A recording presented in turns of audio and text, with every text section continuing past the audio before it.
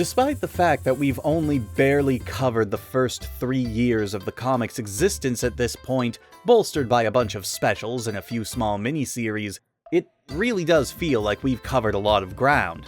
From comedic to serious, all these issues have really expanded the scope and scale of the story and the world, though it hasn't been exactly consistent in that expansion.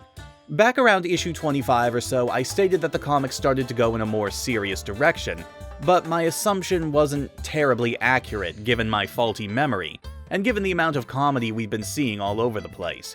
What I should have said is that's when the comic really started to find more of its footing, and while the building blocks were being laid, it would still be several more issues before we really started to see the fruit of that labor. This is the point where we really do start to see it, with the comic giving us a 3-act story over 3 issues, something that the comic's been reluctant to do aside from its miniseries. And they start off strong with a bit of a darker cover, with Uncle Chuck now seemingly back under Robotnik's control, holding Sonic hostage. And we see a new kind of robot in the background, in army camo no less. Like so many other covers before it, it really raises a lot of expectations. But we just gotta hope that they live up to them in the actual story. We open up on Rotor attempting to de-roboticize Mutsky and Uncle Chuck, only to have the process fail. Sonic is both disappointed and exasperated at the failure of the test, but Uncle Chuck assures him that they just have to keep trying and they'll eventually find a cure. Meanwhile, in Robotropolis, Robotnik decides to go full-on general, revealing his plan to declare all-out war on the freedom fighters, using a new form of robot he invented called the Combot. I gotta say too, I really like the Combot's design. It's menacing, a little more practical for larger battles in open greenery, and actually does look like something that might be more useful than your typical SWAT bot. Pity we never get to see them in action though. Robotnik details his plans for an all-out assault the following day to Snively, neither realizing that Dulcie, remember her, was listening in through the window and hurries off to explain what's going on to the others. Sally states that they'll have to destroy the new bots while they're all together in one place, and relatively harmless while deactivated.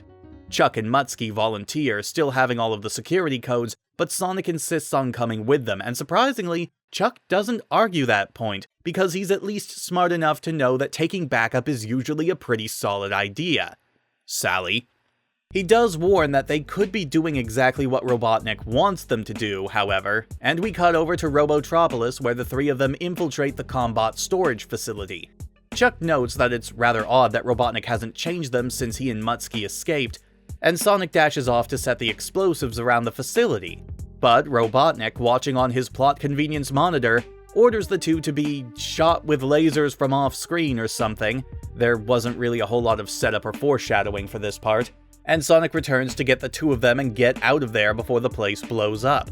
But Chuck grabs his arm in a vice-like grip, with Robotnik appearing to gloat about how he saw this coming, even forcing Sonic to deactivate the explosives or blow up along with Chuck and Mutsky. Cut to the next day outside the Great Forest, where Bunny, Tails, and Antoine report to Sally, saying that Sonic still hasn't returned. The group hears a loud rumbling, and when Sally looks through her binoculars, what does she see but Robotnik leading an army of combots from within a large tank, with Sonic strapped to the front as a living shield. Unwilling to attack while Sonic's potentially a target, and with Chuck and Mutsky marching with them, Sally orders a full retreat, intent on just having the freedom fighters round up everyone and abandon Knothole entirely to go and hide in their shelters. But surprise, Robotnik heads them off at the pass, driven there by the still brainwashed Uncle Chuck. And he declares them all to be prisoners of war. They face him down as we get a lovely money shot through Robotnik's thighs, and Sally declares that even if he captures them, there's no way he could capture everyone from Knothole. But Robotnik is quick to shoot down her declaration, stating that his combots are programmed to seek out and capture any flesh and blood Mobian, even if they have to reduce the entire forest to firewood to do it.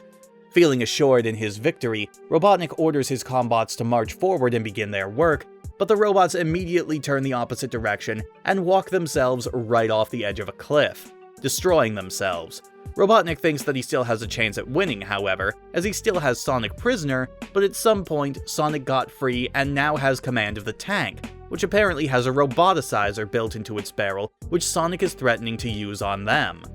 However, Mutsky leaps forward, distracting Sonic long enough for Chuck to swing by with a hovercraft, allowing Robotnik and Snively to escape, and it's revealed that it was all an act. Rotor had actually installed the same sort of machine on them that he tried to put on Sally many issues ago, allowing them to keep their freedom, and allowing Uncle Chuck to reprogram the Combots to obey his orders without Robotnik knowing. Sally praises them for their plan, but quickly points out that it might be better next time if they let others in on it as well. Like you're one to talk, Miss Let Myself Be Roboticized without telling anyone.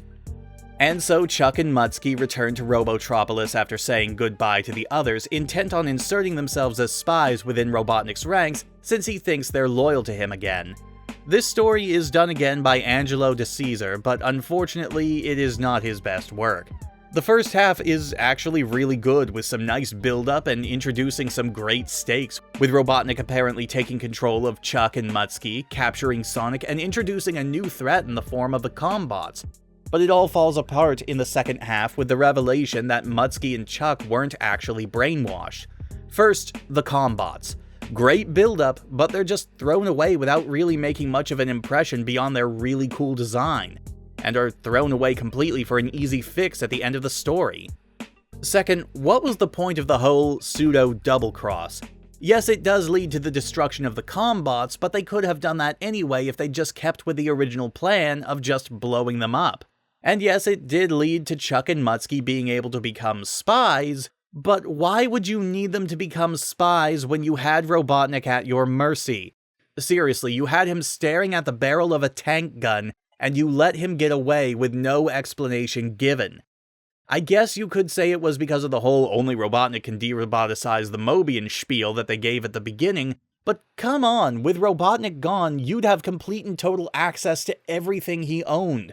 I'm pretty sure you could have figured it out after the fact. And yeah, from a franchise perspective, it's pretty obvious why they didn't end Robotnik here. But from a narrative and storyteller perspective, there was literally no reason for that plot twist, and even a kid would probably be frustrated with the situation. In terms of art, we have a new artist on duty this time, one Brian Thomas, who, in this instance, isn't that good. It's not that his art is downright terrible. There are moments where he shows off a great understanding of the character's expressions and cartoony nature, but the other 60% of the time or so, everything just looks either too warped or off-model, or their expressions just do not look right. It's a very schizophrenic story in terms of its looks. Moving on to our backup story, we once again follow Knuckles in his search for his missing friends. The good news is, hey, it's not another miniature 2-page backup.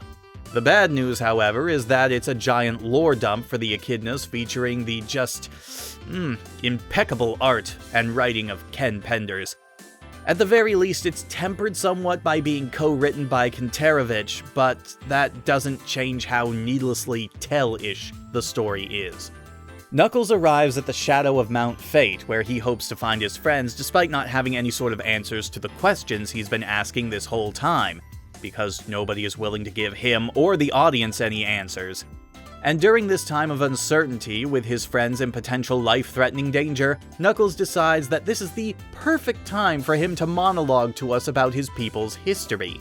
He talks about how his people were the most advanced of all the Mobians in the entire world, building massive technological marvels and essentially existing in a world of tomorrow. Then a couple of distant relatives of his, seriously, they aren't even given any names, discover that a meteor is hurtling straight towards them.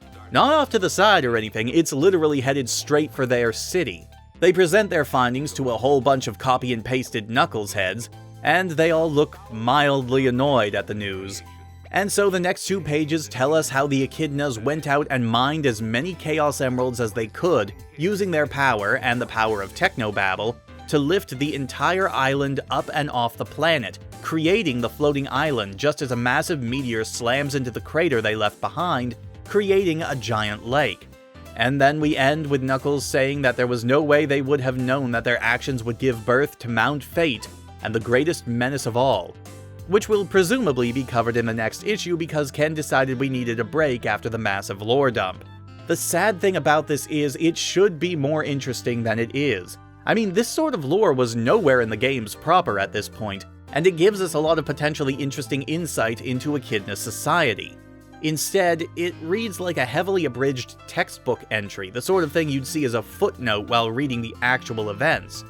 The dialogue just reads ridiculously poorly as well, and the way Knuckles' narration romanticizes the whole event just feels needlessly wordy and over the top.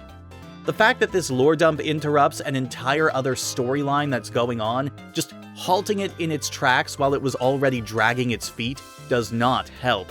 There are much better, more interesting ways to integrate backstory into your narrative, and stopping a story stone cold for exposition is not a good way to do it. Artistically, well, it's Ken again, and while I do think it looks more consistent than the artwork in the A story, it's still Ken's pencils, which means it's consistently mediocre, despite D'Agostino doing great work on color this time around. This story also highlights a massive problem that would become very obvious as Ken took control of the Knuckles story and lore, and that's the fact that so many of the echidnas are pretty much just copy and pasted from Knuckles' design. And unfortunately, it makes the echidna race look incredibly boring. And while there were exceptions to this, it was prevalent enough that it made most of the artists who worked on the echidna-focused stuff in the book look downright lazy at times. Well, that unfortunately ended on a sour note, but we'll see where both these stories continue on from when we delve into issue 35. I'll see you all next time, everyone.